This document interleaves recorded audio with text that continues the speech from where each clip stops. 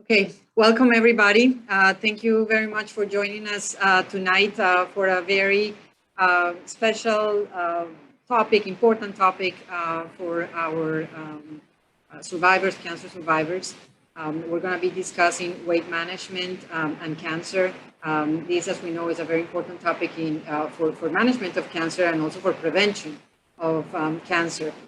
We have a great panel tonight. Obesity affects more than 30% of the population in the United States. It's even worse for minorities. When in the Caucasian populations, about 30%. For minorities, it could be up to 40% of obesity. And we know that obesity is linked to many cancers, breast cancer, esophageal cancer, gastric cancer, many. And you'll hear more about that. So I am Dr. Alejandra Perez. I am the director of the breast cancer program at Sylvester Implantation. And I'm an associate professor of medicine at the University of Miami. I'm joined by my colleague, Dr. Elisa Krill. She's also a breast medical oncologist, and she is the director of outreach for women's health in Aventura, and she also sees patients in Miami and Deerfield. The star of the night is Dr. Michelle Pearlman. So we are very happy to have her. I'm very grateful that she joined us today to have this lecture for our patients. So Dr. Pearlman is an assistant professor in the Division of Digestive and Liver Diseases at the University of Miami Miller School of Medicine. Dr. Pearlman is a physician nutrition specialist and board certified in internal medicine, gastroenterology, and obesity medicine. Dr. Pearlman is on a mission to educate the community on the fundamentals of wellness and nutrition and works closely with numerous subspecialties, including bariatrics, hepatology, endocrinology, sleep medicine, sports medicine, oncology, and nutrition to provide comprehensive care to patients with nutritional issues, whether it be malnutrition or obesity. So welcome, everybody. We're going to proceed with the lecture, but there is a Q&A that please send all your questions, and we're going to address all the questions at the end of the lecture. So make sure you send the questions to us. We'll organize them by topics, and then we'll answer them at the end. Anything you guys want to add before we start? No. Looking forward to Dr. Pearlman's talk. Welcome, everybody. Okay, go ahead. All right. Thank you all so much for logging in tonight. I'm honored and grateful to have this opportunity to speak to all of you.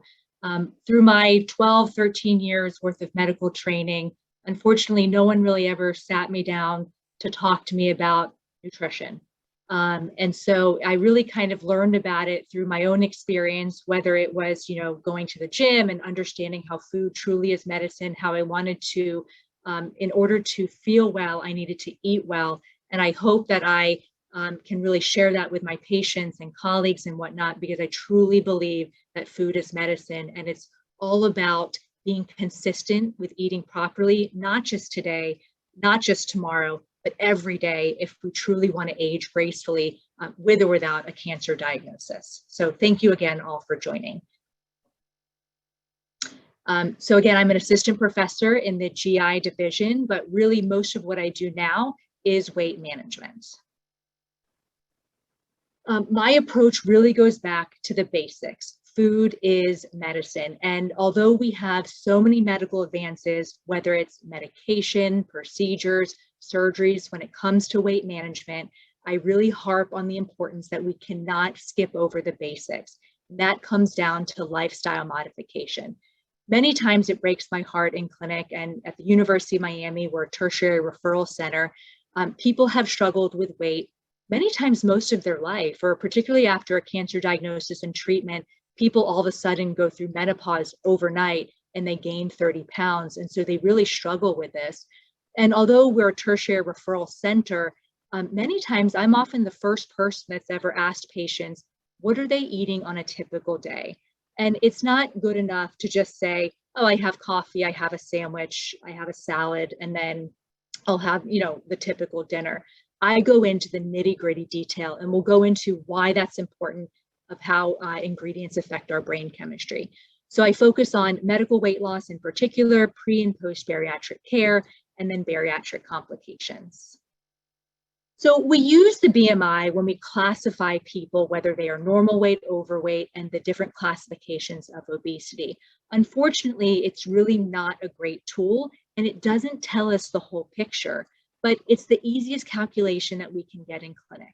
So patients come into clinic, we weigh them, we get their height, we plug those numbers into a calculation, and we say, okay, based on your BMI, you are in the classification of class 1 obesity. Now, it's not that helpful if, let's say, someone just had cancer treatment and they were getting a ton of chemo and they've lost a ton of muscle. And let's say most of their extra fat is actually centralized around their abdomen. So they may have really thin upper body and a really thin lower body, and their weight may actually be normal, but they may actually have central obesity because all of that extra weight is around their belly, even though they don't actually classify as being obese.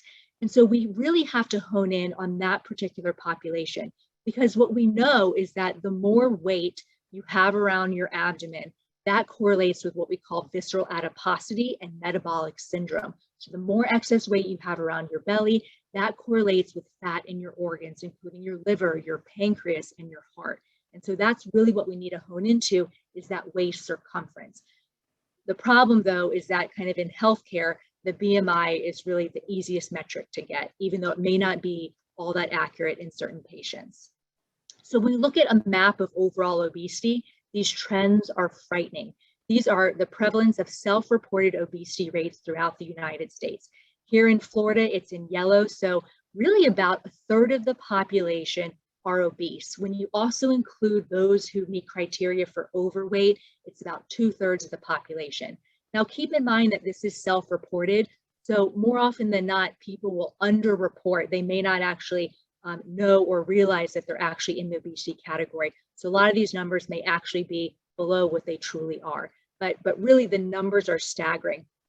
Despite all of the medical advances and everything that we know when it comes to the importance of maintaining a healthy weight, unfortunately, the prevalence of obesity over the past 20 years has remained about the same. But the more alarming statistic here is that those with a BMI over 40, so those with extreme levels of obesity, that prevalence is actually increasing, and in particular in females and the minority population. Obesity is a disease, and it should be evaluated and treated aggressively. It is now overtaking smoking as the leading preventable cause of cancer. And we know that excess body weight is responsible for about 8% of all cancers in the United States and 7% of cancer deaths. But unfortunately, the way that healthcare is set up, a lot of times the common scenario is a patient comes into clinic, they get their height and weight checked, they get their blood pressure checked, they may be talking about the hypertension or the prediabetes, and then it's kind of like the last remark where maybe the physician says, oh, by the way, Billy, you should probably lose some weight because you're, it looks like based on your BMI, you're a little bit overweight. So maybe try to lose 20 pounds, follow up in 6 months, and if you don't lose the weight, then we'll send you to bariatric surgery. We cannot blame the providers. I think it's just the health system that just makes it very challenging. If you have a healthcare provider that has 20 minutes to go into all of these details. And so you have to understand what's going on with the patient and then actually formulate a plan. And it can be very overwhelming. So there are 13 different types of cancer that we know are associated with extra body weight. So the ones here, so bladder cancer, brain cancer, breast cancer, particularly in postmenopausal patients, colorectal cancer. So I'm a gastroenterologist and I see it more often than I'd like to, that it's really these patients with metabolic syndrome, fatty liver, prediabetes, hypertension, that have increased risk of colorectal cancer, esophageal cancer, gallbladder cancer. So you name it, 13 cancers associated with excess body weight. Now, in particular, when we talk about breast cancer, we have modifiable risk factors and we have ones that we can't control, like genetics.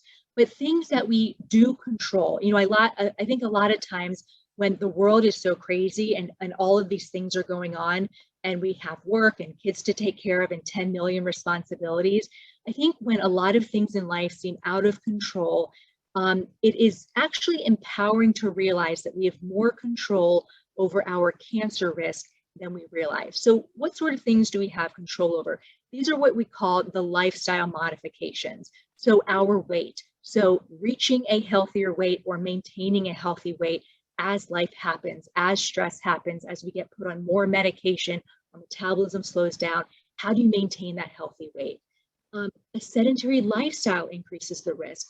So sitting down all day, particularly with the death of Zoom, I'll have patients in the afternoon on a Tuesday, and I literally don't get up for 4 hours because I have Zoom clinic visits back to back. So I think more often than now, this sedentary lifestyle, a lot of us are staying at home, maybe not as active as we were before, is a big, big problem.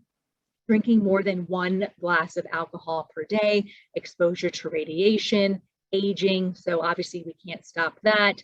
And other things that we can't stop would be a family history of breast cancer, any sort of inherited genetic mutations.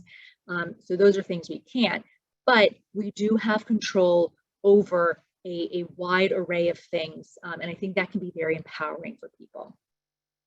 So when we look at, in particular, breast cancer risk and weight, it's actually, particularly in postmenopausal patients, that they are 1.2 to 1.4 times as likely to have breast cancer in patients who are obese or overweight. Now, there are many mechanisms as to why do people who are overweight or obese tend to develop more cancers. So these are some of the mechanisms. So we have fat tissue that produces extra estrogen. So that may correlate with increased risk of breast, endometrial, and ovarian cancer. We have growth factors, so things like insulin and IGF-1, which is insulin-like growth factors. So these are growth factors. So as you can imagine, if you have metabolic syndrome or prediabetes or diabetes, you have higher levels of insulin because your body doesn't see it. And so it keeps pumping out more and more insulin. So those growth factors may actually be risk factors for certain cancers, including colorectal cancer. Having extra weight is often associated with chronic inflammatory conditions. This increases oxidative stress on a systemic level that can cause DNA damage. Back when I was an undergrad, I was always taught that our fat cells, they're called adipocytes, that they were just inert, that fat cells just kind of sat there and didn't do anything. But what we know more and more now with data is that they are incredibly active and they produce hormones and these actually can inhibit cell growth or stimulate certain cells to grow, and they actually affect tumor immunity. So fat cells are actually incredibly active and pro-inflammatory. And having extra weight can also lead to difficulties in screening and management, as some imaging modalities may not be as accurate in those patients. So I get these questions all the time. Does losing weight actually lower the risk of cancer? It really just depends on the cancer in many cases. Some studies do suggest that losing weight will reduce your risk of breast, endometrial, colon, and prostate cancer. When you look at postmenopausal women, losing at least 5% of your body weight was associated with a lower risk of obesity-related cancers. And studies have also shown that bariatric surgery among patients with obesity, particularly in women, is associated with reduction in overall cancers. Now, in those patients that have been diagnosed with cancer, is it beneficial for those who are overweight or obese to lose weight? I think a lot of times when we see a thin person, many times we think someone must be ill, or if someone's lost 30 pounds, we often assume that someone has become sick. And so I think a large part of it is a cultural bias or social norms, where if we see someone that's losing weight unintentionally, it makes many people uncomfortable, particularly when someone gets a diagnosis of cancer. And so oftentimes it's the family members or the friends or the coworkers that are really encouraging the patient to eat whatever calories they can so they can maintain their weight, even though they may be starting out being overweight or obese. And so we really have to look at the data and say, well, maybe, they're losing weight unintentionally, which is not a good thing, but it would be great if we can at least maintain a normal weight during the cancer treatment and then post-treatment. can definitely be helpful in certain types of cancer. So we're going to go over a typical scenario. These are scenarios that I see on a daily basis. So this was back probably around 3 to 4 years ago when I was just starting as faculty here. So we have a 50-year-old female. She has metastatic breast cancer. She's had a lumpectomy, chemotherapy, and radiation. She's had poor wound healing post-op and experiences a lot of pain. She's interested in a breast reduction to improve her quality of life, and she's been evaluated by plastic surgery. And she was told, not uncommonly, that she needs to lose weight prior to surgery, prior to her breast reduction surgery, so it's more successful, and that she optimizes her wound healing and post-operative course. Her BMI is 41, and she's got a whole host of comorbid conditions. So she has fatty liver, high blood pressure, and heartburn, and she's had many unsuccessful weight loss attempts in the past. So often when patients come to me, I will start off by saying, what brings you to the clinic, and why do you want to lose weight? Because everyone has their own story. And my goal is to figure out, what is your why? Is it because you want to reduce your risk of breast cancer recurrence? Is it because you want to improve your post-operative recovery from a breast surgery? Do you want to run around with your grandkids and not get short of breath? Do you want to reduce your arthritis so that you can move your body more and not be in pain every day? So if I can resonate with their why and tailor the recommendations appropriately, that's how we really improve our rates of success, is connecting with the patient and figuring out, how can I meet them where they are and help them reach whatever goal they may have. So this patient in particular, she wants to be healthy. She understands that being overweight increases her risk of breast cancer recurrence. And most importantly for her, she's having a ton of pain. She has a lot of back pain from her weight. She's got arthritis. Some of this is medication related. And then I ask her, well, what are some obstacles that you think have prevented you from losing weight? And again, this is not an uncommon response. She doesn't know what she should be eating. There's so much misinformation out there that she doesn't know if she should do keto, low carb, Atkins, Mediterranean. She really hasn't been given much guidance, and she has so much joint pain and fatigue that she really can't do the exercise that she truly wants to do.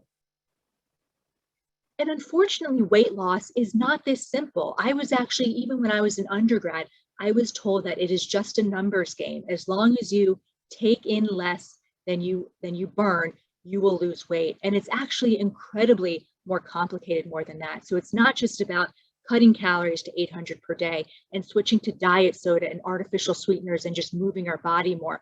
Although calorie restriction and energy expenditure are part of the equation, they are not the equation, and it's much more complicated.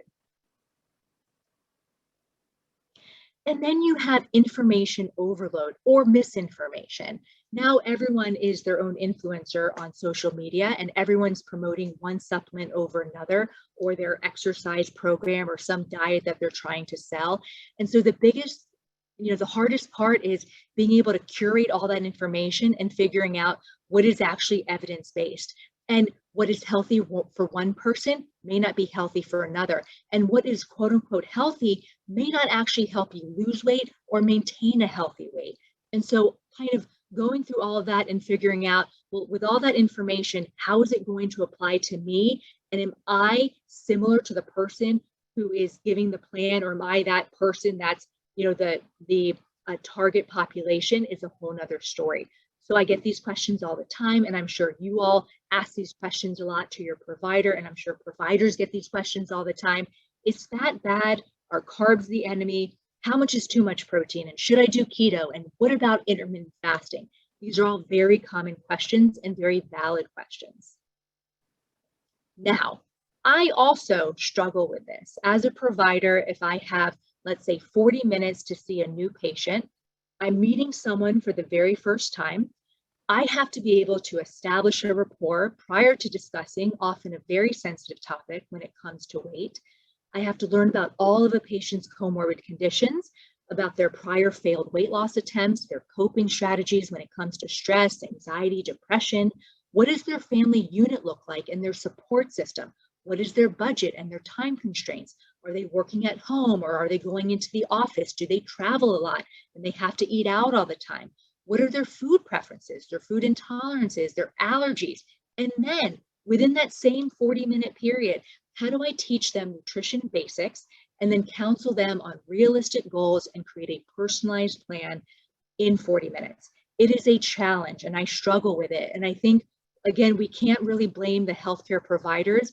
It's just the way the system is set up. It's like opening up Pandora's box. And I have the luxury where I can spend the entire visit going through the nitty-gritty details, but a lot of providers don't have that luxury.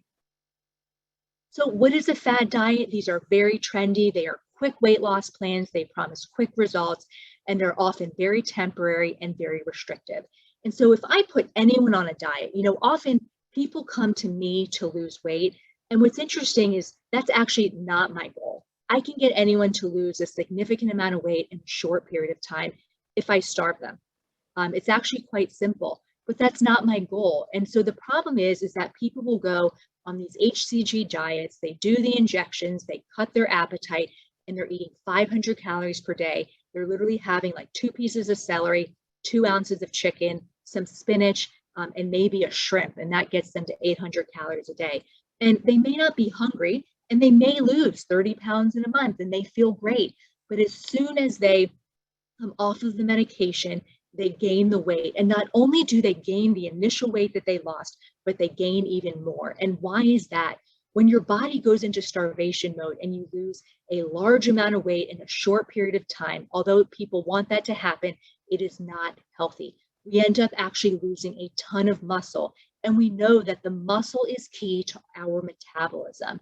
And so patients will often come to me after they've done Weight Watchers, Jenny Craig, Atkins, HCG, you name it, they've done it. And they say, oh, but this diet worked for me. When in fact it didn't. It may have worked in the short term, but in the long term, it actually made it very easy for them to regain the weight. And they often come to me when they're at their heaviest weight. So although people want to lose weight fast, it's actually not the ideal scenario. The hard part is not actually losing the weight, it's maintaining that weight loss as life happens. So I really go back to this approach as food is medicine. Again, people show up to my clinic, they say, Doc, how can I lose 30 pounds? I focus on how can I meet someone where they are at whatever the age they are, with whatever comorbidities they have. How can I teach them how to eat for their body today, not their body when they were 20 years old, because oftentimes today it's vastly different. How can I teach them how to eat so that they feel better? It improves their quality of life, and as a result, they will lose weight. And I think, equally important, not only what you eat, but how you eat is very important. We are taught from when we are children when we can eat and what to eat. So when we go to school, we have to have breakfast before school. We have lunch at a designated time. We get an afternoon snack. We maybe eat something when we get home, and then we have dinner, and then maybe milk and cookies before we go to bed. And so we are given these man-made times of when we are to eat, irrespective of whether or not we're actually hungry. And so many people don't truly understand what hunger feels like, or they get the signals mixed up. So they feel this hunger, they feel this urge, this craving to eat, when it may just be a hunger for something. It may not be hunger for food. It may be hunger for companionship, or hunger to move their body, or they're hungry for just a good night's rest. But oftentimes the most convenient way to satisfy that hunger is actually to go to the pantry and grab some chips, because that sends reward signals to our brain. It makes us feel good, at least just in the short term, albeit not the long term.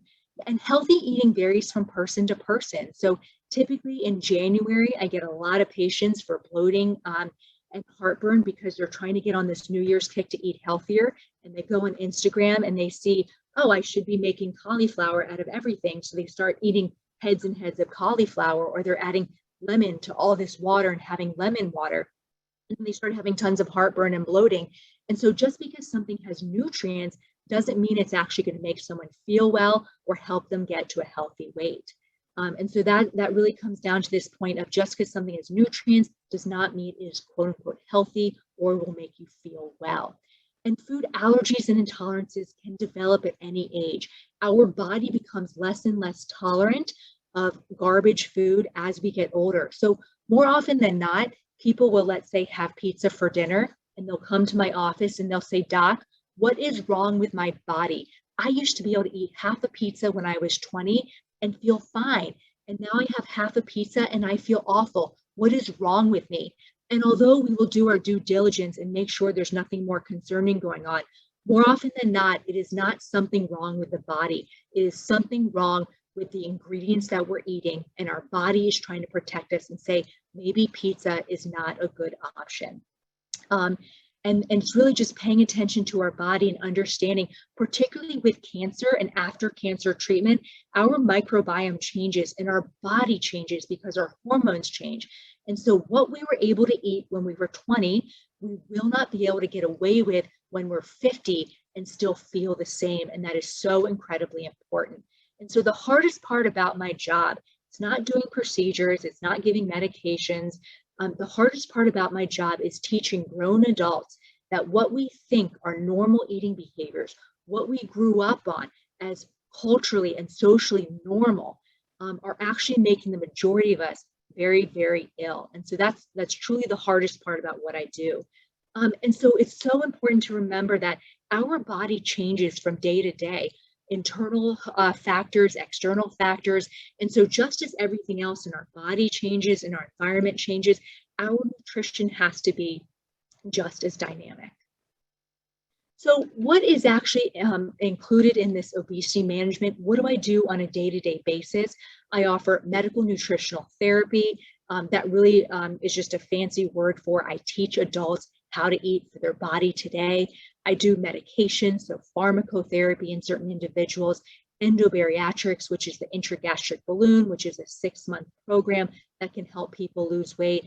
And then I don't do bariatrics myself, but I work very closely with my bariatric colleagues to try to figure out who are good candidates for the gastric sleeve or gastric bypass. So obesity is multifactorial.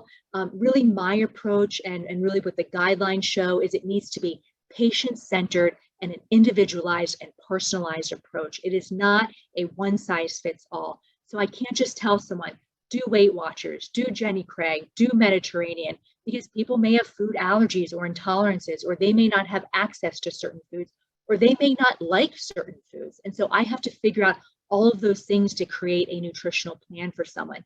Now, I don't actually use the term diet because oftentimes when we talk about diet, people think it's a restrictive thing, it's a short-term thing, and once they lose the weight and get to their goal weight, they'll be able to eat whatever they were eating before that. And so I like to use the term nutritional plan because this is a lifelong thing that has to happen. It is not just a 30-day plan and then they go back to what they were doing before if they truly want to maintain that healthy weight.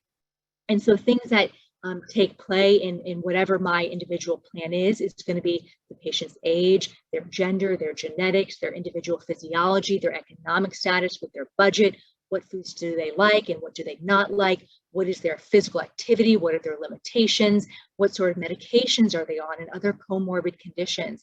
And then how do I also understand what is their home environment, what is their work environment?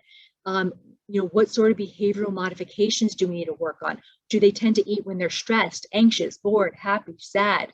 We do this motivational interviewing, and I like to integrate apps and social media to help educate people and keep people engaged. Wearable technologies like step trackers can be very helpful. So there's a lot of things that take play in giving someone a plan. So my approach, kind of the nuts and bolts, is this personalized approach. I want to understand what other medical conditions do they have? What do they like to eat and not like to eat? What sort of foods make them feel bad? Any sort of global kind of GI symptoms, whether it's heartburn, bloating, diarrhea, constipation, their budget and time constraints. So this is just a small snippet of things that I need to take into account when I develop a plan for a patient. And I also want to mention that I can't guarantee that someone leaves my office and they get to their goal weight within 6 months. I do the best, obviously, that I can, and I use evidence-based medicine to figure out the best approach, but it is truly a partnership. I don't have an agenda when a patient comes to my clinic. I go over the nuts and bolts. I try to teach them the basics of nutrition. I tackle the low-hanging fruit on things that they can start working on, and then it's a partnership. If things aren't working, I advise my patients to reach out to me and to keep me in the loop so that we can troubleshoot along the way. The last thing I want to do is give someone a plan, say follow up in 3 to 6 months, and they struggle with it and they need extra help, and then we've wasted 6 months of their time, and then I find that out 6 months later. So I always encourage people to stay engaged and keep me in the loop. So briefly, because I don't want to kind of get in the weeds about this because everyone is different, but in general, when it comes to the dietary recommendations, I set 3 objective goals on that initial visit. So it's not good enough to just tell a patient, you need to eat less and move more, I'll see you back in 6 months. So I focus on particularly the liquid beverages. I look at what sort of sugars or creamers are they adding to the coffee? Are they drinking soda or juice? So really the goal here is to limit the liquid calories and in particular the sugar. So eliminating soda, getting rid of concentrated juices, and also cow's milk, as cow's milk is pro-inflammatory and also contains sugar, even though it doesn't taste sweet. So really avoiding the added sugars. A lot of people get them in their beverages, but then also looking at where are they getting them in their foods. Are they using jelly on their PB&J sandwich? Are they adding honey? Or are they adding artificial sweeteners like Splenda? And really getting used to using natural sugar options like fruit. When we use a ton of artificial sweeteners, although they are marketed as diet food products, they actually promote weight gain. They mess up our hormonal signals, our satiety signals. They are 300 to 600 times sweeter than natural sugar. So our brain becomes used to a sweetness level up here. So when we have plain Greek yogurt or berries, that tastes bitter to a lot of people. So what do most people do? They add honey, or they add granola, or they add monk fruit. So it just tastes normal when in fact it's just way too sweet. And really when it comes to cravings and hunger, most of us are always hungry. And a lot of it doesn't come down to calories, it comes down to ingredients. How do these ingredients, particularly sugar and salt, affect our brain, stimulate thirst, and stimulate cravings for more sugar? So if we eliminate or reduce the added sugars and the salt, people often realize that their cravings and hunger reduce significantly. And then the last part is really avoiding trans fats, particularly those in fried foods. When it comes to medication, not everyone is a candidate. So it's typically for patients with a BMI over 27 and a comorbid condition like high blood pressure, sleep apnea, hypertension, or those with a BMI over 30. So really the first line, medications don't work if we skip over the lifestyle modifications. So that goes back to dietary counseling, increasing physical activity is tolerated, and really offering that psychological support and mental health support. So medications are just tools, just like surgery. They do not do all the work for us. They will never cancel out the lifestyle modification. They are a tool to help with the transition of cutting calories and kind of taking off the edge with that hunger and cravings. So I use medications quite frequently to help with that transition. And then you have surgery, whether it's the sleeve or the bypass. Again, I don't do that, but many patients are candidates for that if they are interested. So when it comes to obesity and cancer, we really need to focus on being aggressive with the obesity treatment. It's not good enough for us to just say, eat less and move more. We really want to be aggressive about it when it comes to the dietary modification, increasing exercise is tolerated, and really promoting the maintenance or increasing the muscle mass, as that's incredibly important for our metabolism and even more importantly for our independence. Once you lose your muscle and you can't get out of a chair, you have lost your independence. Engaging in regular physical activity. So although exercise is not a great weight loss tool on its own, it is incredibly important for every other aspect of our body, whether it's reducing the fat in our liver, sensitizing our body to insulin, improving our mental well-being. And when our mind is in a better place, we make better eating decisions. So it's incredibly important for maintaining weight loss. And then considering comorbidities and obviously treat those simultaneously. Many of the medications that I use to help people lose weight, I will change them or pick ones depending on what sort of comorbid conditions people have, like prediabetes or diabetes. And then following the American Cancer Society guidelines for diet and physical activity are also very important. And then just lastly here, so future diet-related cancer research. Unfortunately, diet studies are actually very complicated. One being because it's so heterogeneous. A lot of people also don't remember what they eat on a typical day. So we remember the big things like, oh, I had a pizza last night, but maybe we forgot that we added creamer to our coffee, or we added a packet of monk fruit to our coffee, or we added some, Mrs. Dash seasoning to our meal. We don't pay attention to that sort of stuff. So it's very hard to do really kind of randomized controlled dietary studies because there's so many confounding factors. There's also a lot of conflicting data when we look at these studies. A lot of them are based on dietary recall, and people aren't locked up in a hospital and we're monitoring every single thing that they're eating.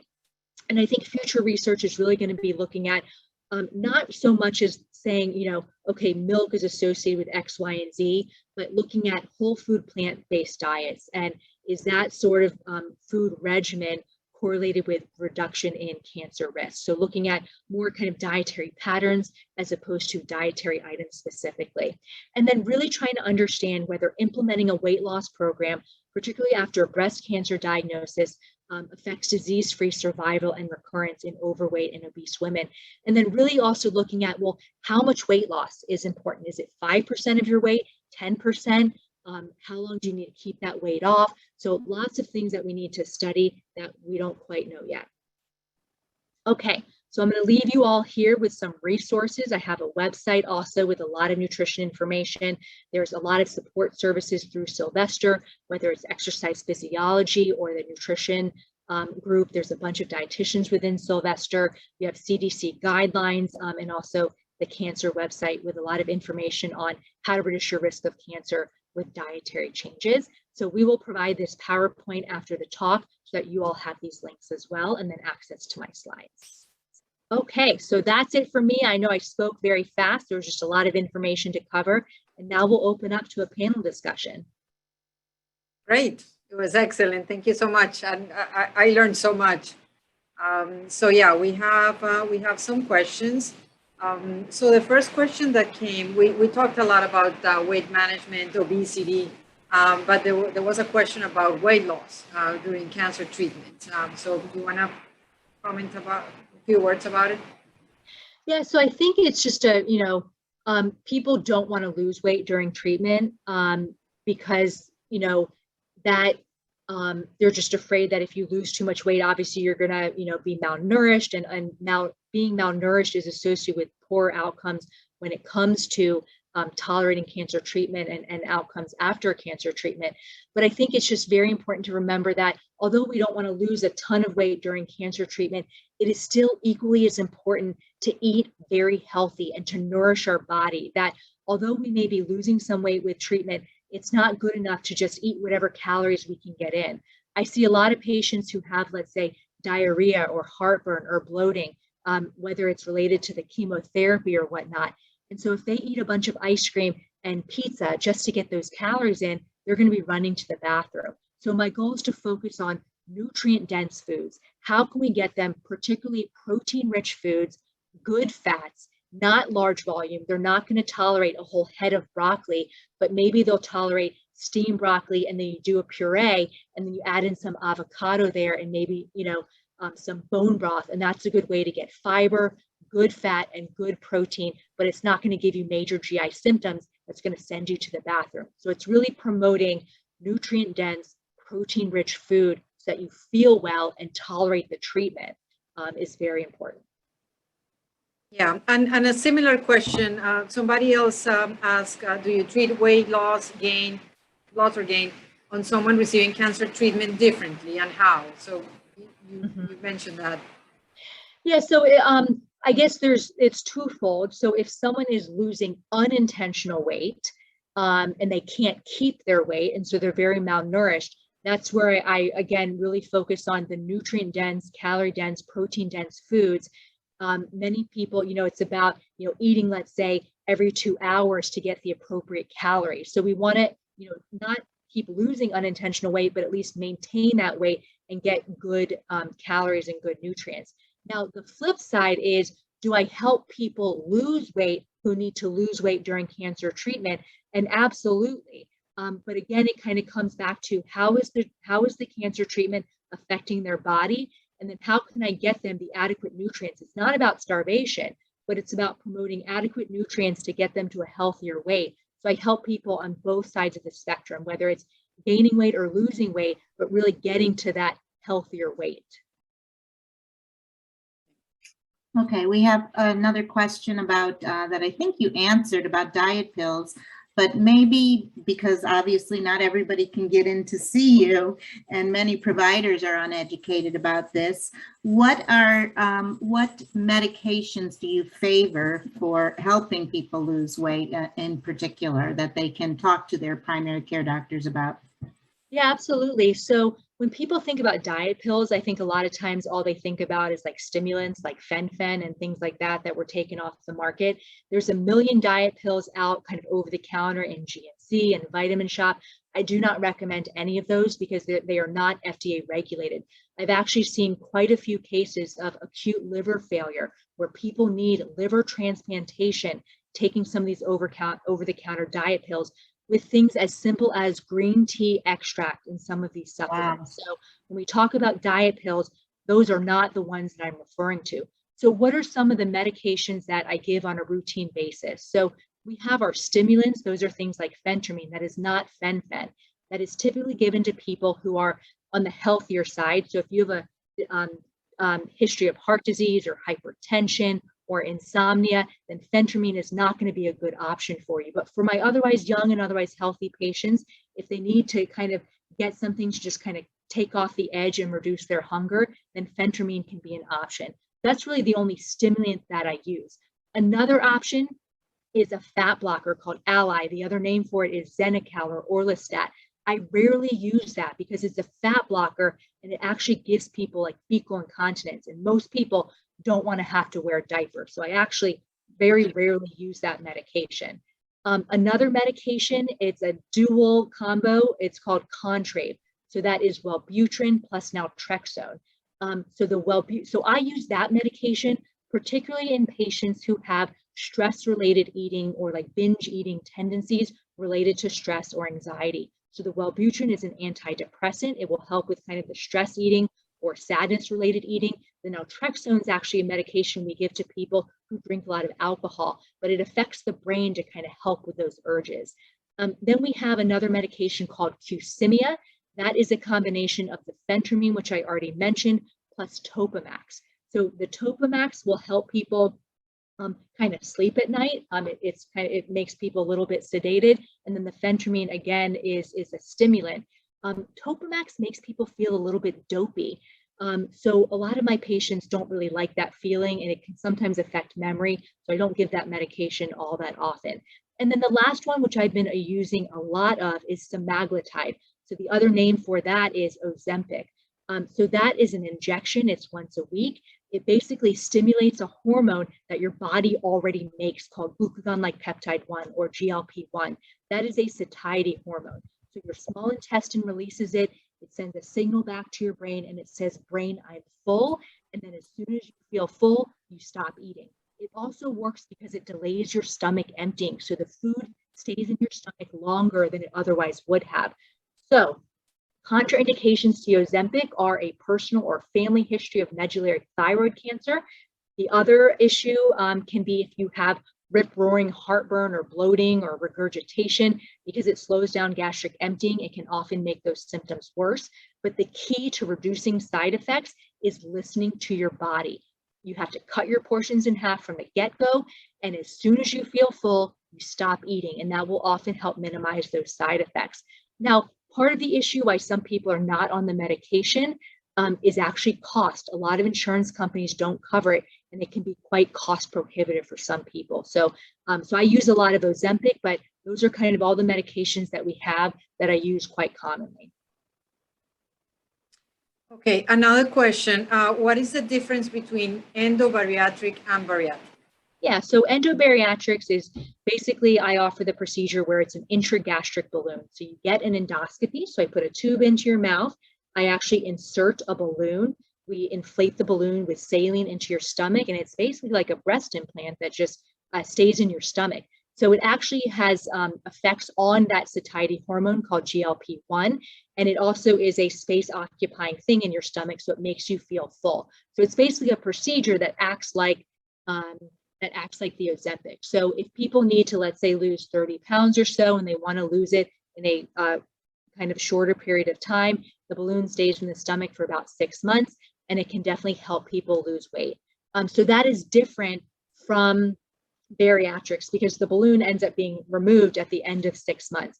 Bariatric procedures are surgical procedures. So that would be things like the gastric sleeve, where they remove a large part of the stomach, or the gastric bypass, where they remove the majority of the stomach and then bypass the first portion of the small intestine. And that way you kind of malabsorb calories that way. So one is a little bit more invasive, although we have better long-term data with the actual surgical procedures, but both can be helpful. Okay, we have one other question about the role of microbiome in weight loss and what one can do about either analyzing it or changing it and making it more pro weight loss. Yeah, exactly. So I think, more and more research is actually going into how can we modify the microbiome to promote a favorable environment to help us with weight loss. A lot of patients come to me and they say, Doc, it must be my thyroid. My thyroid must be, off kilter. That's why I've gained weight. And of course I check the thyroid, and more often than not, the thyroid is always normal. And so we often kind of equate the thyroid with metabolism, but it's so much more than that. It's only a small part of the picture. What else plays a role in metabolism? It's our other hormones. So our estrogen or testosterone, like I mentioned, it is our muscle mass. So it's not that our metabolism all of a sudden shuts down at the age of 40 or 50. It's that oftentimes when we get into the career force, we stop moving. We're not as active. And so although our weight may be going up, our muscle mass has gone down. And so our metabolism slows down. And so all of those things play a role in why someone can't eat like they did when they were 20 and still be the weight that they were when they were 20. But what we do know is our microbiome plays a huge role in metabolism. So you have one person that, let's say, eats a carrot and they say, Doc, I gained 5 pounds after a carrot. And then you have another person who's been blessed and they go to a buffet and they eat 3,000 calories and they lose 2 pounds. So everyone's always jealous of that person, right? It's, part of the issue is that it depends on the microbiome, the bacteria in our gut. And the bacteria in our gut actually play a huge role in the way that our body extracts calories from the foods that we're eating. So we're looking more and more into, can I give someone a strain of a bacteria that will make a more favorable environment to help someone lose weight? So I think that's where a lot of the research is going as far as future weight loss treatments. Now, someone had mentioned, can you analyze the microbiome? There are plenty of studies out there or tests that you can do that will study the microbiome. The problem is we have no clue how to interpret that data. So patients will come to me, whether it's a food sensitivity test or a microbiome analysis, and they'll say, Doc, what should I eat? And they'll say, look at the packet. And I say, honestly, I don't need to look at the packet. It's honestly just very confusing for me and for you. Why don't we just talk about what you're eating and how can we make adjustments? And that's really what's most important to me. So in general, how do we promote a healthy gut microbiome? It's feeding our body well. Our gut is our largest immune organ. And it's not just eating healthy one day or one meal out of the day. It's about eating healthy every day, consistently, over the long haul. And the dietary fiber feeds our gut bacteria, and that's really what helps promote a healthy microbiome. So people who are doing like the ketogenic diet and not getting any fiber, it really destroys the gut. Okay, another one about exercise, and of course this is mostly about nutrition, but I see you exercising all the time, Dr. Pearlman, on your Instagram. So I know that's very important to you as well, to all of us. So question about how to eliminate visceral fat. Which one is more effective, cardio or resistance training? Yeah, so it's definitely a combination. Part of it comes down to, well, what do people enjoy? Okay, so if someone hates weight training, then I'm not going to say you need to go to the gym 5 days a week, because then they're just not going to do anything. So understanding, okay, do you like getting on the bike? Do you like getting in the pool? Do you have weights or resistance bands at home? What do you have access to? And what are you actually willing to do? Because at the end of the day, most people just need to move their body more. It is not that complicated. So moving your body more on a consistent basis. If you have, let's say, joint pains from tamoxifen, and you say, okay, I'm going to do 2 hours of weight training and cardio on Saturday, and I'll get my 2 hours in that the Cancer Society recommends. Well, you better believe that the rest of the week, your body's going to feel awful. So it's better to do, let's say, 20 or 30 minutes every day consistently, and your joints will respond better to that. So don't try to do it all in a day just to meet those requirements. So consistency is key. So it's really about, what do you like to do? What do you have access to do? And what are you willing to do on a consistent basis? Those are very important. Cardio is important for our cardiovascular system, so our heart, our lungs, for our bone density if you're doing some walking, but resistance training is equally as important. And so when it comes to getting fat out of the liver or fat out of the organs, it's really doing moderate activity, 45 minutes to an hour, 3 to 5 days per week, and doing something that you enjoy. So we don't necessarily have to overcomplicate it. Can acupuncture, is there any data on acupuncture controlling craving and overeating? So I'm not actually sure about the data per se. I do have a handful of patients that do acupuncture. It's always nice if we can get it covered by insurance. It can definitely help with joint pains and stress and anxiety. And so if people tend to have like stress or anxiety related eating, I think it could be very helpful. I work actually with a social worker who does cognitive behavioral therapy and hypnosis, teaches people meditation and healthy coping strategies. So it really just depends on what makes you feel good, what helps get your mind in a better place, because that will then influence you in making better eating decisions. So I think everyone is different, but I don't necessarily know the data on the acupuncture itself. Yeah, and that question comment was made by our acupuncturist, actually, Dr. Campiano, and she feels strongly about it, that it could really help with craving. And what first steps would you tell somebody who's trying to lose weight and who hasn't done this before? Yeah, it's hard. And so my goal is objective goals. So not just saying, okay, I know I need to eat healthier. I know I need to eat more veggies. We need objective goals. So I will give people particular metrics. I'll say, okay, goal number 1 is within the next few weeks, I want you removing the cow's milk from your diet. And if that's the only thing you change in the next month, that is still making progress. I don't expect people to make perfect choices. No one's perfect, but it's about making better choices on a consistent basis. So getting rid of the added sugars and getting rid of the excess sodium. So I start with the beverages. So look at your beverages. Are you drinking juice? Are you drinking soda? Are you adding sweeteners to your coffee or your tea? Start with that. Start getting rid of those additives, and you'll realize that your cravings and hunger go down, and then it's easier to restrict your calories. So that would be the first thing. And then eating more of a whole food, plant-based diet. So that's different for everyone. I'm not saying you have to go vegan, but what we do know is, how do we replenish that healthy gut microbiome? It's about eating nuts and seeds and fruits and vegetables and whole grains, and getting rid of a lot of the processed junk. If you can't identify the meat, if it's in like a sausage or something, we probably shouldn't be eating it. So really being able to identify the food that we're eating, those are the types of foods we should be eating on a consistent basis.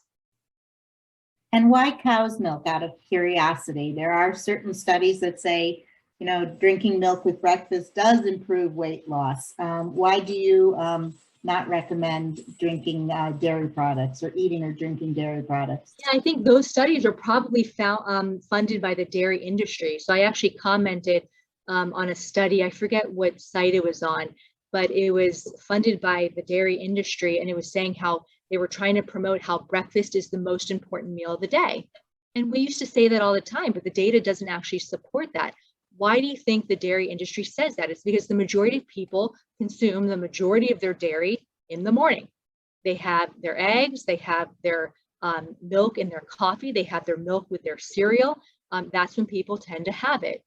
So we got to just look back at the data and what it actually supports. In general, dairy is pro-inflammatory. So I'm not saying we need to be completely off dairy, but cow's milk in particular has sugar. I don't care if it's skim milk, 2% or whole milk, there's 12 grams of sugar in there, even though it doesn't taste sweet. So I just want people to be strategic about their dairy. If they want dairy, then having, let's say, a plain Greek yogurt would be a better option because you get calcium, probiotics, and 16 grams of protein. Another question, and we're almost done, but another question about what's the criteria for medication? So the criteria for medication are people with a BMI over 27 and a comorbid condition, or a BMI over 30. Now, I don't necessarily use those guidelines because I have plenty of patients who are pre-diabetic with a BMI of 25 or 26, and I will use medications like metformin or like Ozempic to help people lose weight, even if their BMI isn't 27. So the main one that's really kind of you can't really change it is phentermine, because it's a controlled substance. So pharmacies just won't give it to patients if the BMI is less than 27. But really the other ones are fair game, at least the way that I practice. And one more question, thoughts, because our patients often love to do this because they think it's very healthy. What are your thoughts on juicing fruits and vegetables? Yeah, I mean, we didn't have juicers or blenders when we were cavemen. And so the issue here is, yeah, I mean, juicing fresh fruit is still healthier than going to Smoothie King or getting a soda. But when we look at how fast things empty from our stomach, liquids empty faster from our stomach than solid food. So if you drink 200 calories worth of a juice versus eat 200 calories, you're going to be hungrier soon after drinking the juice. The other issue is that if you're juicing mainly fruits, you're getting all of the sugar, but none of the fiber. And so you may be having, let's say, 60 grams of sugar. You may be getting nutrients, but you're also getting 60 grams of sugar. Particularly those who are going through chemotherapy, juices are hyperosmolar, meaning there's a lot of sugar and not enough salt. And so if you're juicing a lot, that can actually worsen the diarrhea as well.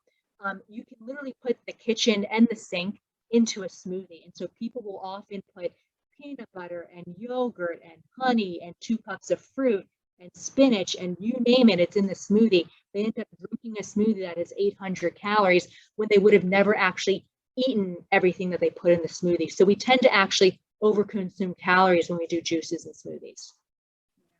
And one more question about intermittent fasting, which is quite the topic. We can't have this talk without talking about intermittent fasting, that's for sure. Got to end on that.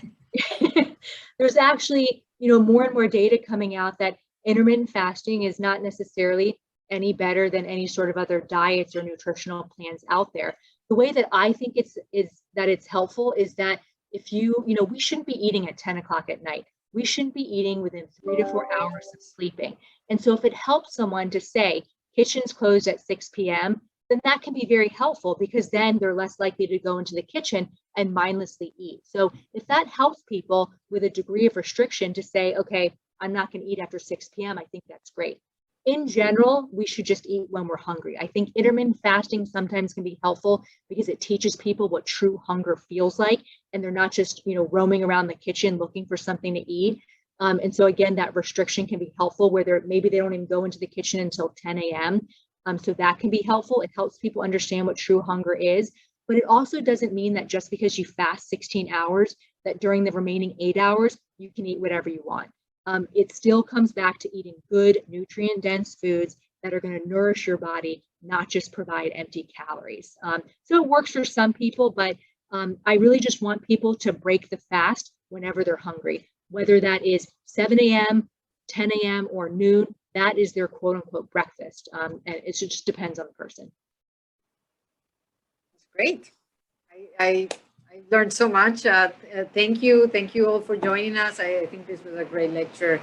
I want to thank Karen for helping us put this together, and of course my colleagues, Dr. Pearlman, Dr. Krill, for joining us, and everybody who attended.